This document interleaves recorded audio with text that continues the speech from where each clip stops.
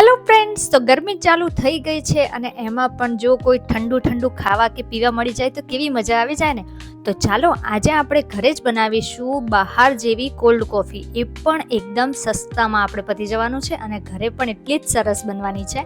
તો અહીંયા જો સૌથી પહેલાં આપણે કોફી અને ખાંડ છે એને ઓગાળવા માટે મેં અહીંયા એક વાટકો લઈ લીધો છે અને જેટલો પ્રમાણમાં તમે દૂધ લ્યો એના પ્રમાણમાં આપણે અહીંયા ખાંડ લેવાની છે. તો મેં અહીંયા 1/2 લીટર દૂધ લીધું છે, એની સામે મેં 4 ચમચી જેટલી ખાંડ અને 1 ચમચી અહીંયા કોફી લીધી છે. એમાં થોડું પાણી એડ કરી આપણે કોફી અને ખાંડ છે એને સરસ રીતે પાણી સાથે મિક્સ કરી લેવાની છે, એટલે કે ખાંડ છે એને ઓગાળી લેવાની છે. મેં અહીંયા ચમચીથી ઓગાળી છે. જો તમારી પાસે ઓલું કોફી વિસ્કર હોય ને તો તમે એનાથી પણ મિક્સ કરી શકો છો. જો અહીંયા આપણે ખાંડ છે એને સરસ રીતે ઓગાળી લીધી છે. કોફીનું માપ પણ જો તમે કડક કોફી પીવી હોય તો તમે એ હિસાબે લઈ શકો છો. તો હવે આપણું અહીંયા કોફી છે એ ઓગળી ગઈ છે અને ખાંડ ઓગળી ગઈ છે, તો એને એક બાજુ રાખી દઈએ. અને અહીંયા જો મેં 1/2 લીટર એટલે કે 500 ગ્રામ દૂધ છે એ લઈ લીધું છે અને દૂધ એકદમ ચિલ્ડ છે, ઠંડુ એકદમ દૂધ છે. હવે જે આપણે કોફી અને ખાંડવાળું જે મિશ્રણ હતું એ એડ કરી લીધું છે. ત્યારબાદ વેનીલા આઈસ્ક્રીમ, મેં અહીંયા 10 વાળી જે વેનીલા આઈસ્ક્રીમની ડબ્બી આવે છે ને એ લઈ લીધી છે અને એ આઈસ્ક્રીમ એડ કરી લીધું છે. હવે અહીંયા તમે વેનીલાની બદલે ચોકલેટ ફ્લેવરનો આઈસ્ક્રીમ આવે છે એ પણ લઈ શકો છો, એનાથી પણ ટેસ્ટ એટલો જ સરસ આવશે. ઉપરથી એનો ટેસ્ટ ચોકલેટનો ઇન્હેન્સ થઈ જશે. હવે અહીંયા જો મેં એડ કર્યો છે હર્સી સિરપ, જે ચોકલેટ સિરપ આવે છે હર્સીનો એ એડ કરી લીધી છે. અને આ ચોકલેટ સિરપના લીધે જ આપણી જે કોલ્ડ કોફી છે ને એનો ટેસ્ટ વધારે ચોકલેટી અને એકદમ બહાર જેવો બનવાનો છે. તો બસ હવે આપણે એમાં બીજું કાંઈ જ એડ કરવાનું નથી. એક લઈ લઈશું આપણે બ્લેન્ડર અને હવે એને આપણે મિક્સ કરી લેવાનું છે. જેટલું વધારે મિક્સ કરશું ને એટલું ઉપર જે આપણે બહાર કોલ્ડ કોફીમાં કેવું ફીણ ઉપર આવે છે, ઝાગ આવે છે ને એ આવી જશે.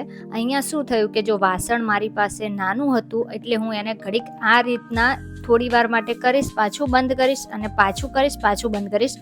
પણ જો હું થોડી વાર બાદ જો આ રીતે સરસ રીતે આપણે બ્લેન્ડર અંદર ફેરવી લેવાનું છે જ્યાં સુધી દૂધ, કોફી અને આપણે આઈસ્ક્રીમ છે એ સરસ રીતે મિક્સ ન થાય ત્યાં સુધી.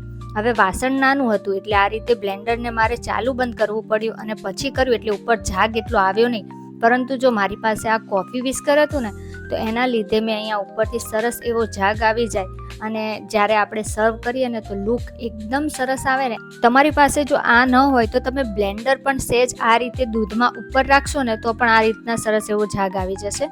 તો રેડી છે હવે આપણી કોલ્ડ કોફી. તો હવે આપણે એને સર્વ કરી લઈએ. તો મેં જે કાચના ગ્લાસ લીધા છે એને જો આ રીતે જે આપણે હર્સી સિરપ છે ને એનાથી જ ડેકોરેટ કરી દીધા છે, એટલે કે ગાર્નિશ કરી લીધા છે. હવે એની અંદર આપણે એડ કરી દઈશું કોલ્ડ કોફી. એકદમ સસ્તામાં પડ્યું અને કેટલું ફટાફટ 5 મિનિટ પણ નથી લાગતી કોલ્ડ કોફી બનાવવામાં. તો સરસ એવી આપણી કોલ્ડ કોફી તૈયાર છે. ઉપરથી અહીંયા બાળકોને મજા આવે એટલે મેં ઉપરથી જો આ હર્સી સિરપ જે ચોકલેટ સિરપ છે ને એ એડ કરી દીધું છે.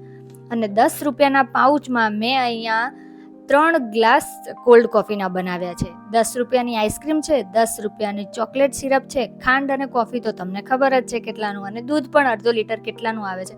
તો બહાર કરતાં એકદમ સસ્તું અને બહાર જેવો જ ટેસ્ટવાળું આપણું કોલ્ડ કોફી રેડી થઈ ગઈ છે. જેના માટે બનાવી છે એને બોલાવી લઈએ, તો એ લોકોને તો કોલ્ડ કોફી ખૂબ જ ભાવે છે.